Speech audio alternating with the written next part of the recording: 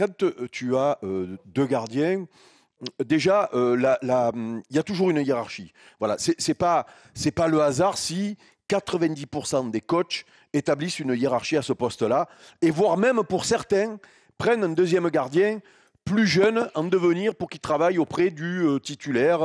Voilà, il y a une différence. Comme Donnarumma, quand il est arrivé il y a 2 ou 3 ans, Donnarumma, il devait avoir 22, 23. Il y avait Navas qui était en fin de carrière. Il avait 22 ans et il avait comme deuxième gardien Navas qui, lui, était en fin de carrière, grand gardien, tout gagné avec le Real, toujours très compétitif d'ailleurs, parce que la dernière saison, avant que Donnarumma arrive, c'est un gardien qui faisait basculer des matchs. Et malgré tout, on l'a mis deuxième dans la hiérarchie. Et on a décrété qu'il y avait un jeune qui pouvait lui prendre la place. Le mec, il a fait 250 matchs au Milan AC.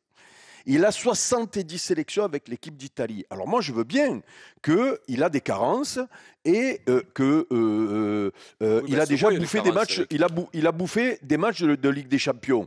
Je veux bien. Mais si tu le mets en concurrence, mets-le avec un monstre en concurrence. Ben oui, Safonov, exactement. 25 ans, qui arrive de Krasnodar. Je ne sais même pas s'il a fait un match de Ligue des Champions dans sa vie. Et donc, tu le jettes là au milieu sur un match comme ça. Mais les gars, vous voulez quoi? Vous voulez vous autoflageller? C'est-à-dire que là, oui, en plus que tu as perdu, quand tu vois le match hier soir, c'est Savonov, quoi, tu vois. Donc, c'est-à-dire que lui, tu l'as tué. Mais j'ai peur qu'ils aient tué Donnarumma. Les deux, ils ont tué. Quand tu viens du Milan AC, que tu as 250 matchs avec le Milan AC, 70 sélections avec l'équipe d'Italie, meilleur gardien de l'Euro, ben il a des carences, il a fait des grosses fèves, mais dans ce cas-là,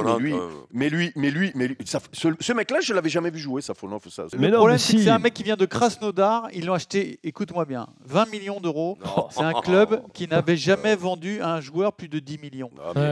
Excuse-moi, mais les grands clubs européens se précipitent pas à Krasnodar pour leur prendre leurs joueurs. Non, mais surtout, donc là, il y a quand même quelque chose qui est absolument anormal au niveau à la fois du recrutement et de la titularisation du mec. C'est vraiment du foutage de gueule, parce que en plus de ça, comme le dit Eric, c'est pas un gardien de haut niveau. Non. Et pire que tout, il a les mêmes qualités, les mêmes défauts que Donnarumma.